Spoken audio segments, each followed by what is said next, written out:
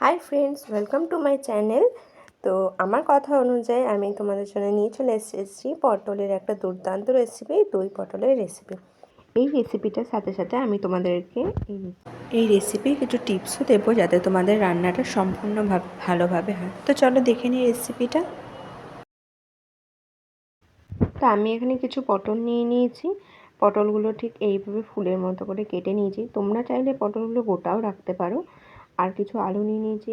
তোমরা চাইলে আলুটা স্কিপ করতে পারো, আমার ভালো লাগে তাই নিয়েছি। আর নিয়ে নিয়েছি কিছু আদা কুচি, সর্ষে, পোস্ত এবং কিছু কাজু বাদাম। এরপর একটা বাটিতে আমি 1 চামচের মতো হলুদ গুঁড়ো, জিরে গুঁড়ো, ধনে গুঁড়ো, 1 চামচ সবজি মশলা, 1 চামচ লঙ্কা গুঁড়ো নিয়ে নিয়েছি। এটা মশলাগুলোকে ভালোভাবে মিক্স করে এর মধ্যে জল দিয়ে আমি রেখে দেব। এরপর পটলগুলো আমি ভাজতে দিয়ে দিয়েছি। একদম লাল লাল করে পটলগুলো ভাজতে হবে না, সামান্য একটু ভাজা হলেই হবে। আলুগুলো আমার ভাজা হয়ে গেছে। এবার কড়াইতে তেল গরম বসিয়ে দিয়েছি। এর মধ্যে জিরে ফোড়ন এবং হিং ফোড়ন দিয়ে দিয়েছি। নিরামিষ রান্নাতে হিং ফোড়নটা খুব ভালো লাগে। আর 2টো শুকনো লঙ্কা গুঁড়ো দিয়ে দিয়েছি। ভালোভাবে ভাজা হয়ে গেছে। এরপর আমি এর মধ্যে আদা ও লঙ্কা বাটা দিয়ে দেব। এটাকে তেলের সাথে ভালোভাবে ভেজে নেব যাতে করে আদা থেকে আদার কাঁচা গন্ধটা বেরিয়ে যায়। তো দেখো ভালোভাবে আদা আমার ভাজা হয়ে গেছে। এরপর আমি ওই গুঁড়ো মশলাটা যেটা রেখেছিলাম সেটা দিয়ে দিলাম। এর মধ্যেও ভালোভাবে মিক্স করে নেব। আর এটা থেকে ভালোভাবে তেলটা যতক্ষণ না বেরোচ্ছে ততক্ষণ নাড়াচাড়া করে নেব। আর এই সম্পূর্ণ রান্নাটা করার সময় কিন্তু গ্যাসের ফ্লেমটা লো টু মিডিয়ামের মধ্যেই রাখতে হবে, হাই করা যাবে না। তো দেখো এর মধ্যে থেকে আমার তেলটা ভালোভাবেই বেরিয়ে গেছে, দেখতে পাচ্ছ। ভালোভাবে আমার কষে গেছে মশলাটা।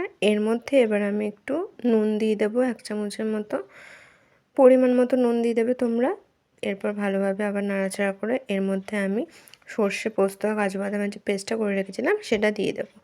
সেটাকেও মশলার সাথে ভালোভাবে মিক্স করে নেব।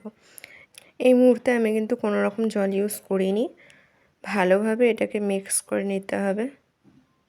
মিক্স করা হয়ে গেলে এরপর আমি যে পোস্ত সর্ষেটা বেটে রেখেছিলাম যে মিক্সিতে, সেইটার মধ্যে জল দিয়ে ভালোভাবে দিয়ে দিলাম।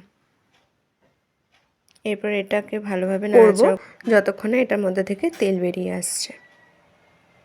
তো দেখো কালারও চেঞ্জ হয়ে গেছে, তেলও ভালোভাবে বেরিয়ে গেছে, দেখতে পাচ্ছ কি সুন্দর লাগছে কারিটা। এই মুহূর্তে আমি আলু আর পটলটাকে এর মধ্যে দিয়ে ভালোভাবে মিক্স করে নেব। এর মধ্যে কিন্তু আমি কোনো রকমভাবে এখনও অবধি জল দিইনি। আর জল দিলে কিন্তু রান্নার স্বাদটা নষ্ট হয়ে যাবে।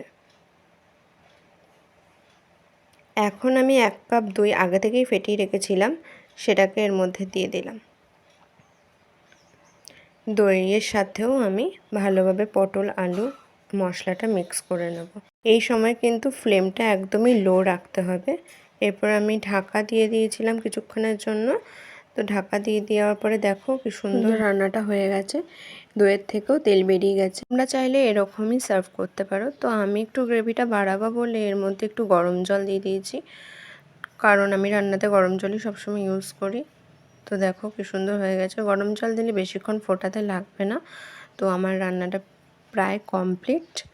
এর মধ্যে শুধু আমি এবার কিছুটা কাঁচা লঙ্কা দিয়ে দেব ফেড়ে, আর একটু গরম মশলা দিয়ে রান্নাটা আমি নামিয়ে দেব। তো চলো তোমাদেরকে আমি সার্ভ করে দেখাই।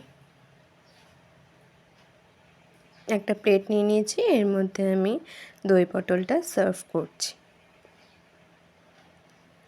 দেখো খুব সুন্দর হয়েছে আর খেতেও খুব টেস্টি হয়।